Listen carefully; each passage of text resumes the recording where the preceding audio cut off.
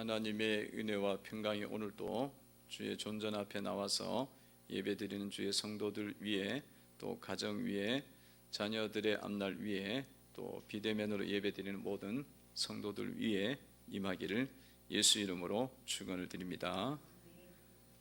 예수님께서 오늘 또 예배 현장 가운데 함께 하시고 여러분들 위에 주님 임하셔서 여러분들 마음의 소원대로 또 축복하시고 응답해 주시는 은혜가 임할 줄로 믿습니다. 예수님께서 이 땅에 오셔서 성육신 하셔갖고 이 땅에 오셔서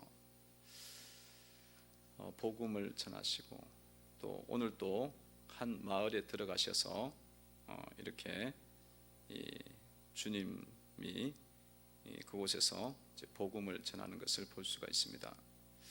예수님께서 두루 여러 촌에 다니시면서 이렇게 다녔던 그 이유는 하나님 나라를 선포하고 영혼 살리는 하나님 나라 이 선포하고 하나님 백성으로 이렇게 이끌고 그 복음을 전해서 복음 선포해서 이끄는 그런 일들을 이제 하셨어요.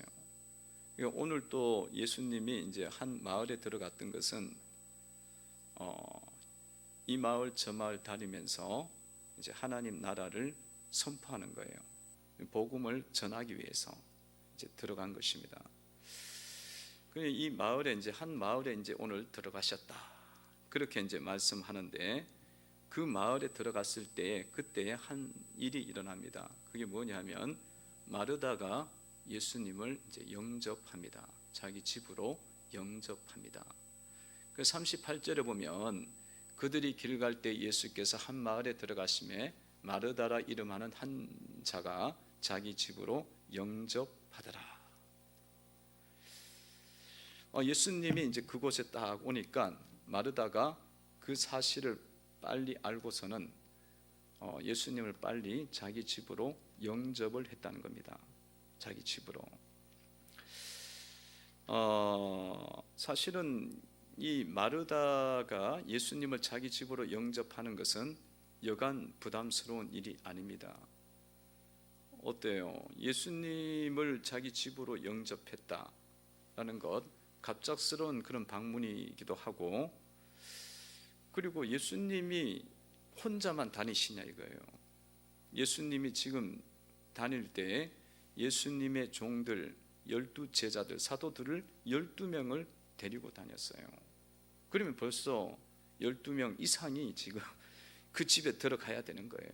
그 집에 가 있는 거고, 그 예수님이 그곳에 오신다 그랬다면 그 마을에서도 예수님 소문을 듣고 병고침을 받기 위해서 막 오는 사람들도 있을 거예요. 그러면 뭐 식사를 한다든지 뭐 차를 마신다 그래도 그 사람들 빼놓고 할 수도 없는 것 아니겠습니까? 그러니까 기본적으로 이거는 굉장히 육신적으로 봤을 때 너무 부담스러운 거다. 그런 일이 지금 일어나고 있어요.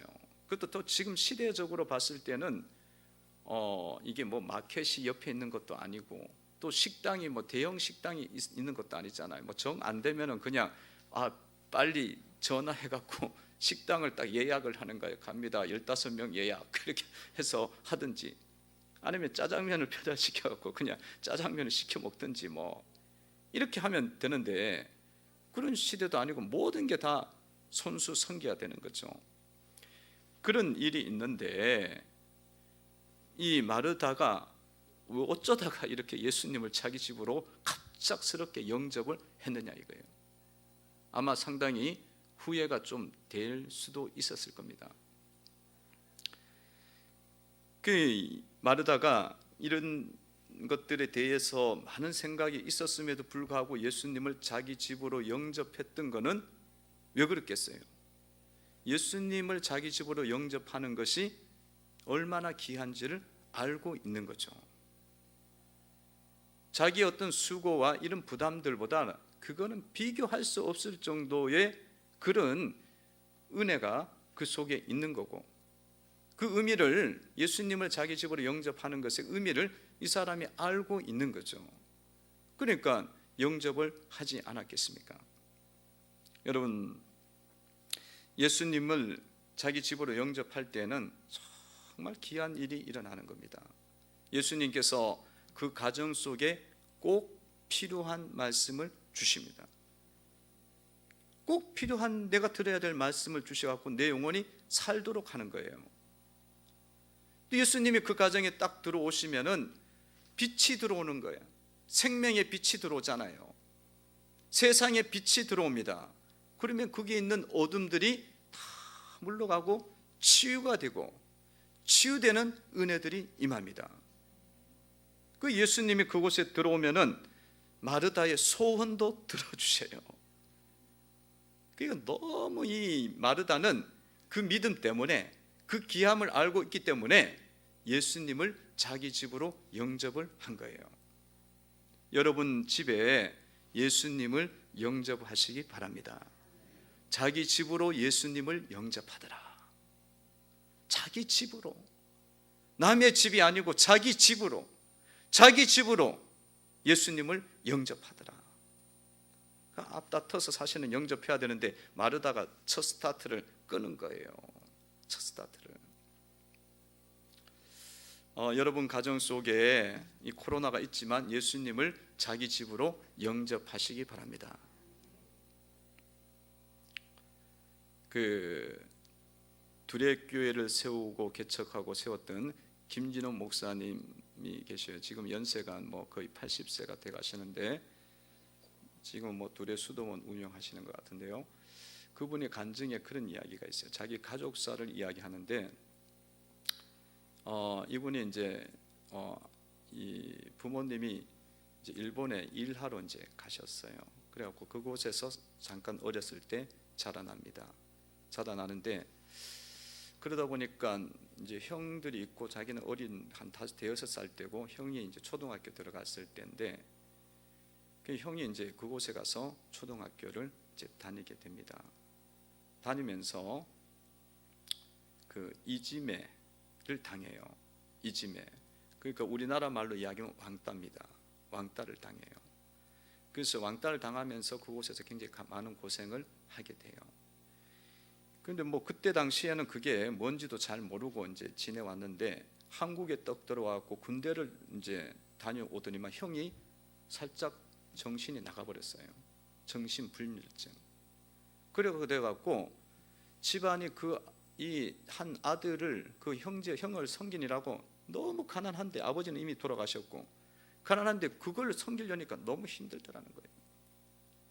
이게 이제 외국 같은 데 가면 애들이 이지매를 당해요. 이 왕따 당하고 한국에는 예전에 이제 왕따 문화가 들어왔잖아요. 이제 그게 이제 왕따구나 이제 알게 됐지 않습니까? 굉장히 그게 힘든 일입니다. 그게 이제 상처가 돼 갖고 나중에 이제 정신적 문제가 오는 거죠. 그 선교사님 자녀들 속에도 간간히 그런 일이 있어요. 그 원주민 학교에 보내면 그곳에 있는 애들이 그렇게 때린대. 그래 애들이 견디다 못해갖고 나중에 정신적으로 나가버려요. 이 정신줄이 넣습니다. 그 이제 이렇게 돼갖고 이 군대 갔다 왔는데 맨날 정신적으로 이상한 거야. 맨날 밤에는 잠을 안 자고 그 정신 이상하면 계속 헛소리를 하잖아. 이상한 이야기를 오면서 가면서 헛소리 계속하면 사람이 정신적으로 옆에 있는 사람이 같이 미쳐요. 돌아가시겠대. 그래갖고 할 수 없이 정신병원에 넣어놓는 거야. 근데 정신병원에 넣어도 돈을 줘야 넣을 수가 있어요. 거기서 간호를 해주니까. 그 정신병원에 넣고 있다가 돈 벌어갖고 넣어놓으면 돈 떨어지면 또 데려가래. 그렇게 10년을 보냈답니다. 너무 힘들어갖고 김진용 목사 동생이 형은 빨리 안 죽냐고 이제 그렇게 이야기를 하고 그랬대요. 근데 10년쯤이 지났을 때 어느 날 갑자기 형님이 아침에 떡 일어나더니만 다 세수를 하고 면도를 하고 머리를 감고 딱 그러더니만 또 양복을 착 입더래. 와이셔츠하고 넥타이를 탁 하고는. 그래갖고 형님이 도대체 왜 그러시냐고, 갑자기 또 이상해졌냐고, 지금 이상한데 안 그래 더 이상한 지금 어떡하냐고. 그러니까 오늘은 내가 예배를 인도해야겠다고 그러는 거래요. 그래요. 그러면 형님 인도하시라고. 그래서 예배를 찬송가 부르고 말씀 읽고 난 다음에 말씀을 전하면서 하는 이야기가 간증을 하는 거예요. 어젯밤에 흰옷 입으신 예수님이 나에게 찾아왔다는 거예요. 그래갖고 말씀하시기를 네 병에서 네가 노임을 받았다. 그래갖고 자기는 치유가 일어났다는 거예요. 그때부터 정신이 멀쩡해지는 거예요. 멀쩡해져갖고 이제 니들이 내 때문에 너무 많이 고생했으니까 이제 내가 밖에 나가서 돈 벌겠다. 그때 동생들이 형님 돈 안 벌어도 좋으니까 그냥 집에 가만히 정신줄만 놓지 말라고 지금 어디 가서 돈 버냐고 막 그랬다 그래요. 그 예수님이 어머니가 자꾸 기도하고 그러니까 주님이 긍휼히 여기신 거죠. 찾아오신 거예요.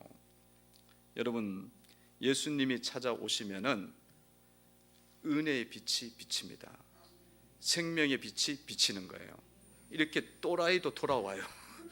완전히 정신 돌아갔잖아. 그러니까 돌아간 정도가 이렇게 많이 돌아갔잖아요. 근데 주님이 이렇게 돌려놓잖아. 그죠? 근데 우리도 약간 사실 돌아가 있거든. 주님 안 바라보고 헛소리 자꾸 하고 돌아다녀. 사실은 엉뚱한 소리.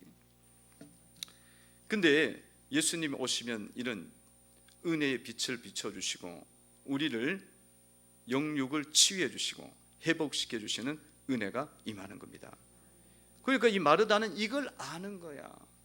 이 은혜가 있으니까 주님을 자기 집으로 영접하더라. 남의 집이 아니고 자기 집으로 영접하더라. 예수님이 마을에 와서 저 집에 들어가시고 우리 집에 오기는 좀 그래요. 그런 말 하지 말고 여러분 집으로 영접을 하시기 바랍니다.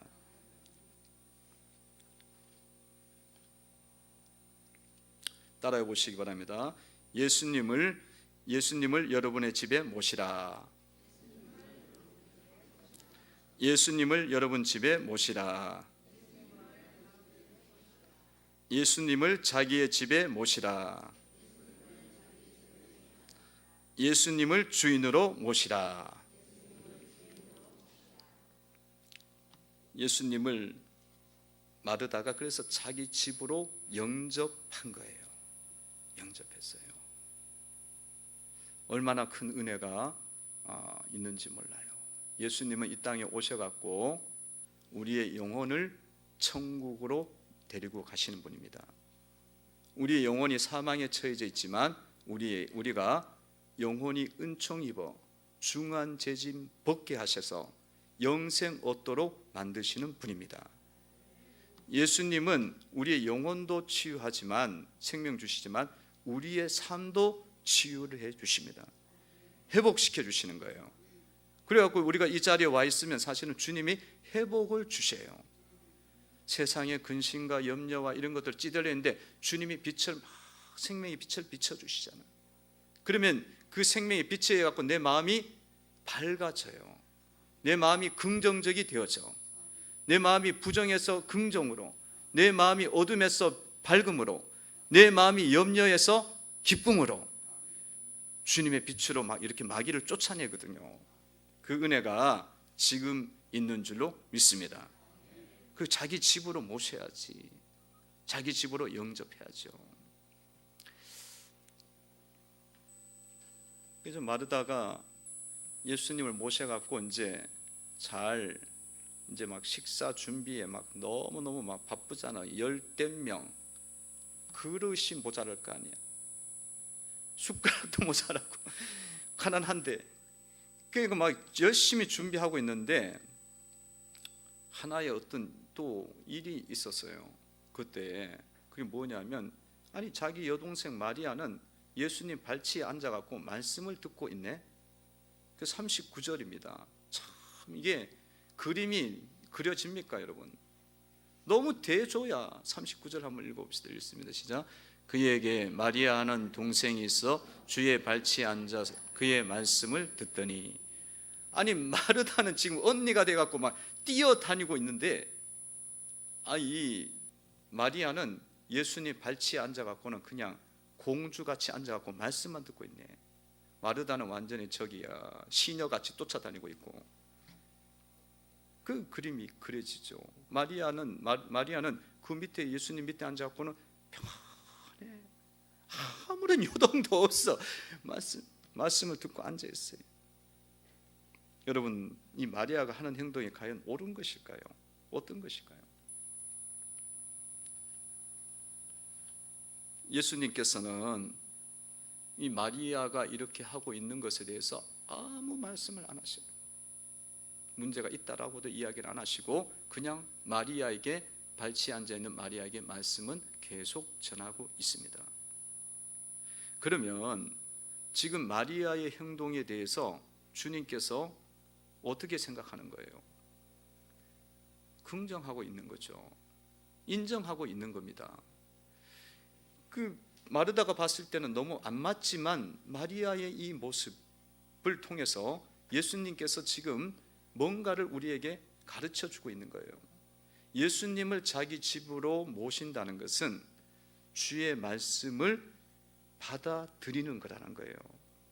주의 말씀을 받아들여갖고 자기 영혼 속에 말씀으로 자기 영혼을 세워가는 거겠죠. 자기의 마음속에 주님의 진리로 자기의 말씀을 만들어 가는 거예요. 집을 세워가는 겁니다.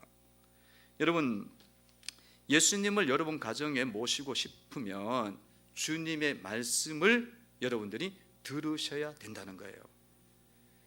여러분 가정 속에 예수님을 주인으로 모시고 싶다면 주의 말씀을 귀를 기울이고 주님 말씀하옵소서 하면서 듣는 귀가 열려야 된다는 겁니다. 그래서 여러분, 설교를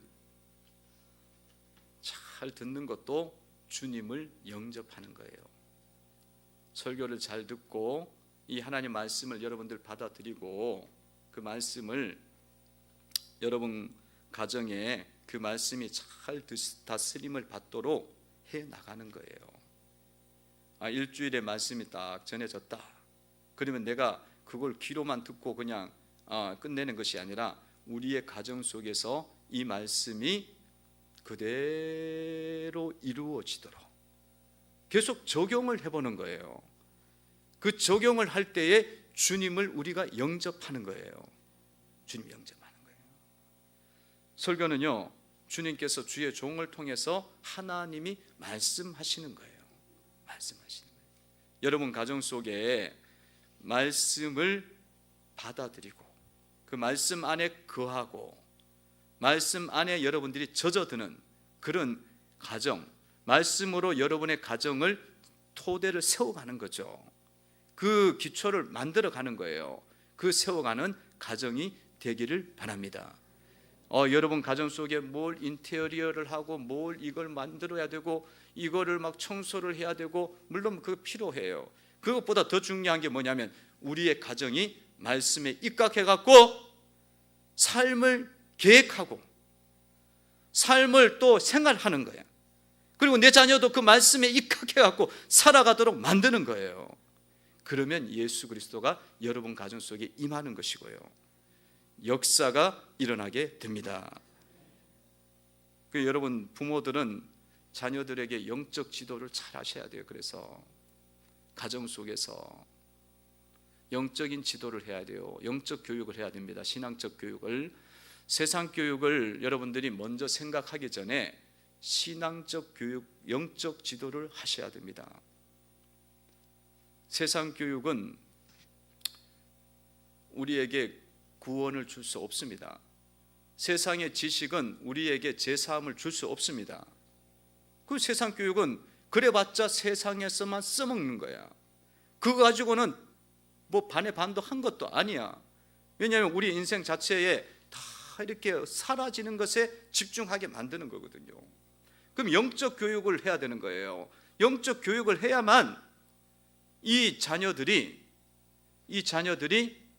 온전해지게 되고 생명을 얻게 되어지고 영생을 얻게 되어지고 하나님의 자녀가 되는 거예요. 하나님 자녀의 권세를 누리게 되는 것입니다. 그럼 영적 교육이 어떻게 하는 거냐? 그거는 하나님을 알려주셔야 돼요. 하나님이 가장 높으신 분이다. 가장 하나님은 창조주 하나님이시다. 피조물이 아니다. 하나님은 보이지 않지만은 천지를 창조하신 분이야. 보이지 않지만 이 땅과 이 세계를 말씀으로 이끌어 가신 분이야. 이걸 선포를 하는 거예요. 그러면 애들이 계속 눈이 공부를 어떻게 해야지, 기술 공부, 영어 공부, 단어는 어떻게, 여기 보이는 것만 집중하다가 갑자기 눈이 보이지 않는 쪽으로 시야를 돌리는 거야. 인생은 그냥 이 보이는 것에 의해서 움직이는 것이 아니라 보이지 않는 하나님, 예수님, 성령님이 우리의 인생을 선하게 만들고 아름답게 만들고 구원으로 이끌어 가는구나. 그 눈이 열려야 된다는 거예요. 자녀들이 열리고 부모가 열려야 돼. 그게 열리기 시작하면 이 아이들은 균형을 잡기 시작해요. 세상 교육과 신앙 교육을 균형을 잡으면서 인물이 나오는 거예요. 일꾼이 나오는 겁니다. 다니엘 같고 에스더 같은 인물들이 배출이 되는 거죠. 왜냐하면 하나님을 인정하는 자니까 하나님이 축복을 주시기 시작해요. 영적 교육은 다른 게 아니에요. 보이지 않는 하나님이 계시다는 걸 알려주는 거예요. 그 눈을 열게 하셔야 돼. 그냥 뭐 맨날 교회는 와서 예배는 드리고 난 다음에 집에 가고는 그래 어쨌든 취직을 해야 돼, 먹고 살지, 그래 사람들하고 관계는 잘 맺어야지, 물론 맞는 이야기예요. 그러나 하나님 없이, 구원 없이, 성령이 없이 그렇게 해버리면 세상 사람하고 똑같이 애들이 자라버려요. 그러면 하나님 복을 못 받아, 하나님 은혜를 못 받아. 무한하신 하나님, 전능하신 하나님이 그의 인생을 붙잡으면 무한한 은혜가 그 가운데 임하기 때문에 그 인생이 정말 멋지게 만들어지는 거예요. 할렐루야. 여러분의 가정의 자녀들이 그렇게 세워지기를 바랍니다. 이 문을 반드시 여셔야 돼. 영적 이 부분에 대해서 지식을 열어줘야 돼. 애들한테 이 마인드가 열리도록 해주셔야 돼요. 그 하지 않으면 우리는 저기예요. 방만한 것이고 뭐죠? 이 방관하는 거예요. 방종에 빠진 거예요. 이 교육의 방종에 빠진, 신앙 교육의 방종에 빠진 거예요. 우리 자녀를 주님께서 우리에게 주신 것은요, 하나님 자녀로 양육하라고 주신 거야. 하나님 자녀로. 그렇게 자녀가 되어갖고 자라나면요, 뭐 그냥 세상에서 그냥 꼴찌해도 괜찮아. 영원하니까. 영원하니까. 근데 절대로 뭐 그렇게 막 지리멸렬하게 만들지 않아요. 에스더 같고 다니엘 같고 정말 다윗 같은 인물들이 배출되는 가정이 되기를 주의 이름으로 축원을 드립니다. 여러분 가정들이 믿음으로만 잘 세워져 봐요. 이게 역사가 일어나요. 곧 일어납니다.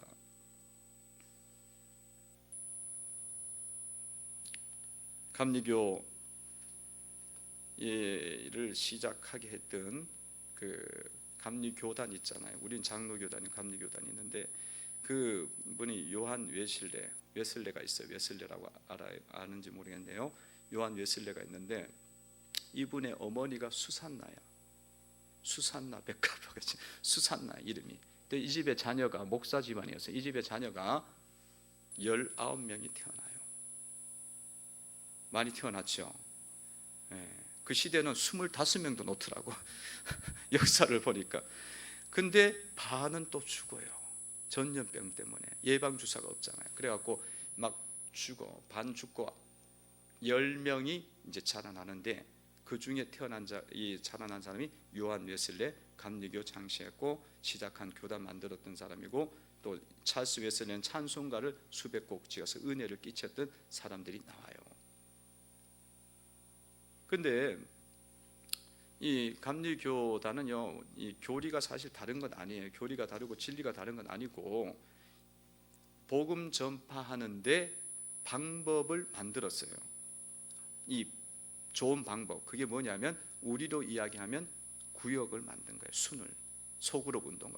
그때 전까지는 그냥 대그룹으로 모여갖고 예배 드리고 그랬는데 이제 소그룹 모여갖고 예배 드리고 가갖고는 예배하고 찬양하고 기도하고 나라를 위해서 구하고 교제하고 말씀으로 세우고 이게 이런데 그것 때문에 막 이게 폭발적으로 복음 사역이 일어나요. 그래서 메소디스트라 그래요.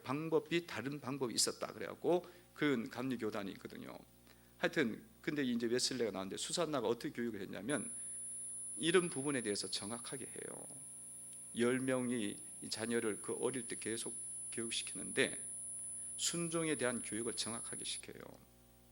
순종, 하나님께 대한 순종을 알려주는 거예요. 똑같은 이야기, 아까 전에 이야기한 영적인 그 하나님, 그분에 대한 순종을 너희들이 마음으로 받아들이고 그 마음이 그것이 이 굴복이 돼야 된다, 하나님께. 이거를 굉장히 그 전체적인 내용 보면 강조가 돼 있어요. 그러니까 그 속에 나오죠. 인물이 나옵니다. 여러분들도 자꾸 이렇게 뭐 세상적인 것 이런 것 저런 것 자꾸 그런데 너무 우선시하지 말고요. 정신을 차려야 됩니다. 이 아이가 영적으로 하나님을 알고 있느냐, 하나님을 향해서 성령님을 위해서 눈이 열려져 있느냐, 그거를 집중하고 그걸 자꾸 말하고 거기에 대해서 순종하도록 경외하도록 가르쳐 나가는 그런 교육을 꼭 하셔야 됩니다. 한 번 해갖고는 안 돼요. 왜냐하면 애들은 잊어버리니까.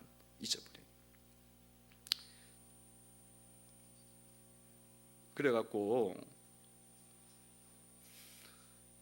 주님을 영접하는 것은, 자기 집으로 영접하는 것은 뭐냐? 예수님을 우리가 받아들이는 것이고 모시는 것이고, 주님의 말씀이 우리 가정에 임하는 것이고, 주님의 말씀을 원리에 따라서 우리 가정이 이루어지는 거예요. 적용이 돼야 됩니다. 가정 속에서 적용이 돼야 돼요. 말씀으로 한번 돌아가는 거예요. 모든 것을 계획하고 모든 것을 자녀를 양육하고 모든 돈을 쓰고 모든 일들을 우리가 앞날을 미래를 계획할 때도 말씀의 원리를 비춰갖고 보는 거예요. 그게 이제 주님을 모시는 아주 중요한 키죠. 그 마리아가 그렇게 해서 나온 거예요. 그래서 예수님이 그래서 말씀을 계속 주는 거예요. 마리아에게 너 빨리 저기 가서 언니 도와라 이렇게 안 하잖아요. 언니가 저렇게 바쁜지 아는데. 이렇게 되니까 급기야 마르다가 하다가 막 성질이 난 거야. 부엌에서 막 준비하다가. 그래서 그릇을 몇 개 집어 던졌어. 던졌는데도 마리아가 안 나와. 그래갖고 마리아가 도저히 안 되겠어요. 그래서 아침마를 딱 하고는 예수님 앞에 딱 나오고, 예수님 뭐 하시는 거냐고. 좀 마리아 좀 가서 좀 도와달라고 하라고. 그러니까 예수님까지 막 책망하잖아요. 얼마나 화가 났었겠으면 그렇게 합니까? 40절이죠. 40절 읽어봅니다. 시작. 마르다는 준비하는 일이 많아 마음에 분주한지라 예수께 나아가 이르되 주여 내 동생이 나 혼자 일하게 두는 것을 생각하지 아니하시나이까. 그를 명하사 나를 도와주라 하소서. 마르다가 그릇을 몇 개 깨도 마리아가 안 나오니까 너무 집중해서 들으니까 그 다음에 부엌에서 뛰쳐나온 거야. 마르다의 이 어떤 모습이 다운로드를 측정하고 있습니다. 이 속에 막 열이 나왔고, 안 그래 예수님만 없었으면 아마 마리아 머리채 잡고 끌고 나갔을 거야. 아마. 근데 예수님이 계시니까 예수님 이게 되겠냐고, 쫓아 올라오는 거지. 원망하러 올라오는 거지. 업로드를 측정하고 있습니다. 사역하다 보면 잘 안 되고 막 그러면 내한테 막 쫓아 올라잖아요. 목사님 이게 되겠냐고. 안 그럽니까? 그래갖고 막 올라온 거예요. 여러분, 마르다가 지금 누구를 원망하는 거예요? 핑테스트를 진행 중입니다. 마리아를 원망하다가 안 되니까 예수님도 원망의 측정이 대상이 완료되었습니다. 예수님까지 화가 나고 분노가 나고 막 이게 일어난 거예요. 여러분 잘 생각하셔야 됩니다. 지금 마르다가 뭐 하다가 이렇게 된 거예요? 뭐 하다가? 마르다가 예수님 영접하다가 이렇게 일어난 거예요. 자기 집에 모셨다가, 그리고 오신 예수님을 섬기려고 하다가. 그러니까 지금 마르다가 그냥 가만히 있었으면 이런 일은 없었어요. 그냥 집에 가만히 예수님 오셨어? 그 예수님 오셨구나. 그냥 그래요? 그렇고 했으면 인사만 했으면 문제가 안 일어나지. 근데 예수님을 자기 집으로 모셔갖고 아니 누가 밥을 달라 그래서 자기가 밥 해놓고는 막 다 이름 벌려놨다가 화가 난 거 아니에요. 그 왜 화가 났냐고. 사역을 하다가 화가 난 거예요. 섬기다가. 주님의 일을 하면요 반드시 이런 부분이 일어나게 돼 있습니다. 일어나게 돼 있어요. 그러니까 여러분들이 주님의 일을 한다 그러면 지금 잘 살펴야 돼. 정신을 바짝 차려야 된다고요. 바짝 차려. 예전에도 새생명 축제만 한다 그러면 축제가 되기 전부터 밖에서 싸워. 그러니까 처음엔 저는 몰랐어요. 왜 이렇게 문제가 자꾸 일어나. 그래서 나중에는 제가 새생명 축제 없다, 매일이 축제다 그렇게 하고 이제 했는데, 영혼을 살리려고 하니까 막 원망과 다툼과 이게 막 일어나는 거예요. 막 일어나요. 오늘도 여러분들 예배당에 오려고 이제 뭐 지금까지 온 루틴으로 온 사람들은 이제 괜찮지만 이제 오늘 집에서 예배 드리러 와야겠다 그러는데, 여러분들 은혜 가운데 편안한 가운데 오셨습니까? 어떻습니까? 아니면 집에서 또 한바탕 하고 오신 분들이 있나요? 좀 가려 그랬더니만 막 붙잡고 막 더 뭐 시켜 먹고 막 그러는 일이 있어갖고 막 이런 일이 벌어지. 그러니까 뭔가를 하려 그러면, 주님을 섬기려 그러고 주님을 자기 집으로 모셨으면은 이게 완전 평정이 돼야 되는데 왜 이런 일이 일어날까? 아까도 복 주신다 그러더니만 오히려 화가 일어나고 내 속을 다 뒤집어 놓네. 그렇잖아요. 여러분들 집회 다 받고 은혜 받고 막 열심히 말씀 듣고 내가 이렇게 살아야겠다 그러면 남편이 집에 딱 기다리고 있다가 마귀 짓을 합니다. 그래갖고 또 싸워. 그게 또 져갖고 또 싸워요. 잘 나가다 밥 먹다가 또 싸워갖고 막 숟가락 집어 던지고 막 토라지고 막 그러는 경우가 한두 건인가요? 아니 금식만 하면은, 금식하면 잠잠해져야지. 주변이 금식하는데 그날부터 막 사건이 막 일어나네. 그 마르다처럼 예수님 원망하는 거야. 사람들 원망하고 막 올라오잖아요. 그때 여러분들이 이거를 잘 보셔야 됩니다. 이것이 일어나는 것은 지금 영적 싸움이 시작이 된 거예요. 영적 싸움이 시작됐고, 영적 싸움이 일어났다는 것은 주님이 반드시 승리를 주는 겁니다. 그러니까 두려워할 필요도 없고 놀랄 필요도 없어요. 하나님이 나를 다스리시는구나. 이 마르다 속에 있는 원망과 분노와 하와 근심과 염려의 문제가 이게 다스려져야만 마르다가 주님의 빛을 보게 되는 거예요. 받게 되어지고 하나님 사역을 온전하게 앞으로도 이루어갈 수가 있는 겁니다. 그리고 그걸 처리하는 거죠. 처리하는 겁니다. 그래서 성도 여러분들이 그런 일이 있을 때에 놀라지 마시고 마르다처럼 또 일이 일어났구나 그렇게 생각하시고 감사하고 주님 앞에서 그 문제를 잘 해결해 나가시면 됩니다. 좀 사역 좀 해보려고 그랬더니만 나를 힘들게 만드네. 그렇잖아요. 모처럼 사역자로 좀 섬기라고 떡자리에 세워놨더니만 거기 갔더니만 옆에 있는 사람이 또 찔러갖고 화나게 만들어갖고 그런 경우도 좀 굉장히 많이 봤어요. 교회 속에서.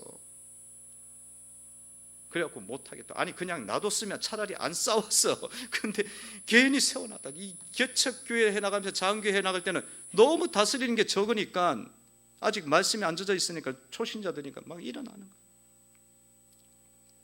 그런데 그런 것들이 있을 때에 주님이 우리를 다스리고 있고 나를 거룩하게 하고 내 속에 주님께서 은혜 받을 수 있는 그릇으로 만들어 가는구나, 믿음으로 바라보시기를 바랍니다. 그러니까 여러분, 주님이 정말 마르다에게 이렇게 튀어나오니까 주님이 마르다에게 하신 말씀을 잘 보시면 이게 답이에요. 이렇게 하시면 돼요. 읽어봅니다. 시작.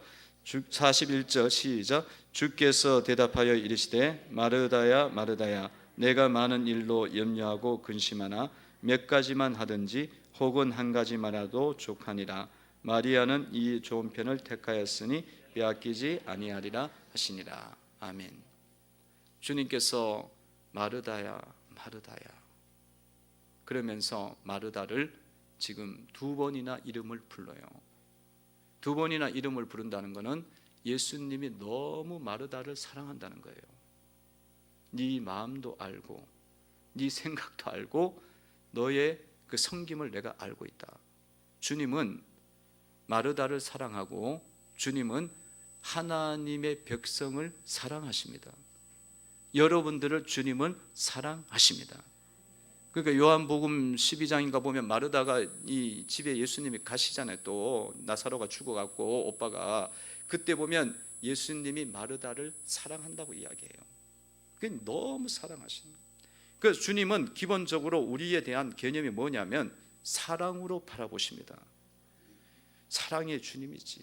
저거 안 됐으면 좋겠다 이렇게 안 봐요. 아무리 못해도 그렇게 안 봐.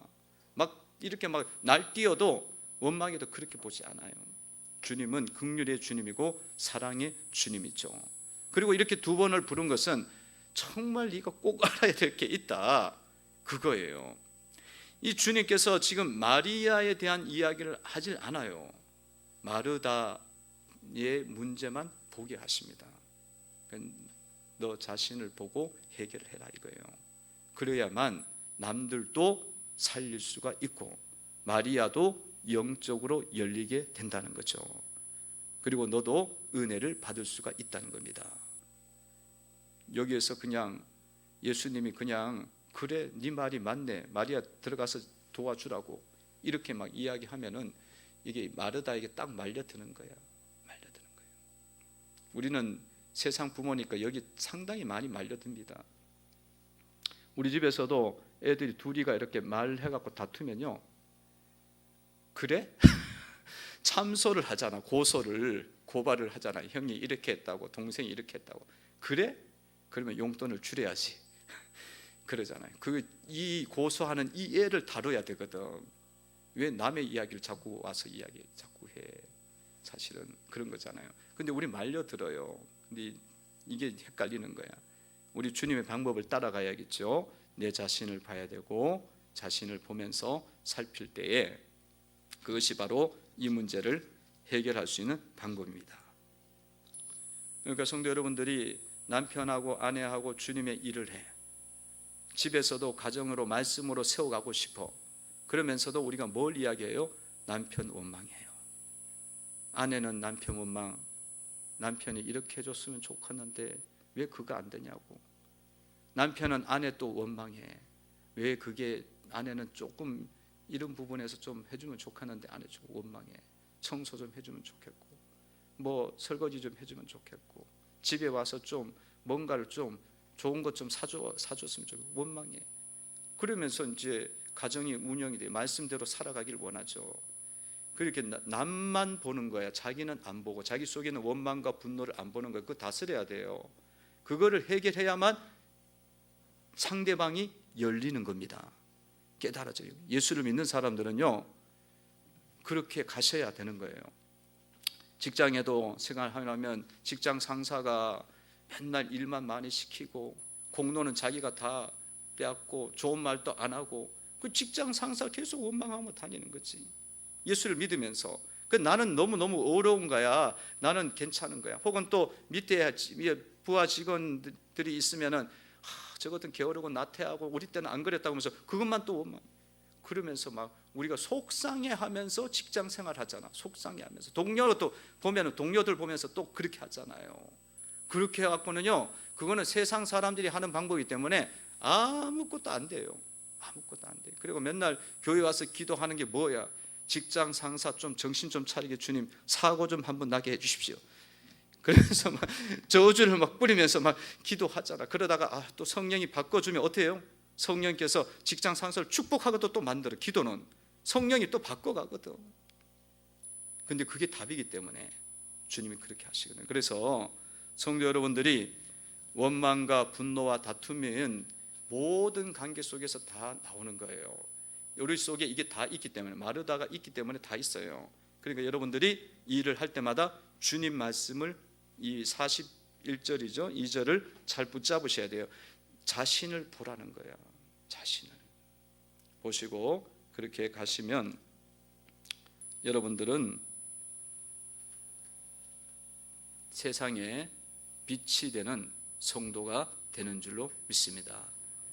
그렇게 하면은, 이렇게 가면요, 세상에서 성도들이, 세상에 있는 사람들이 여러분들이 전도 안 해도요, 예수님을 보기 시작해요. 교회를 바라보기 시작해요. 바라보면서 세상에 그리스도의 한기를 나타낼 수가 있습니다.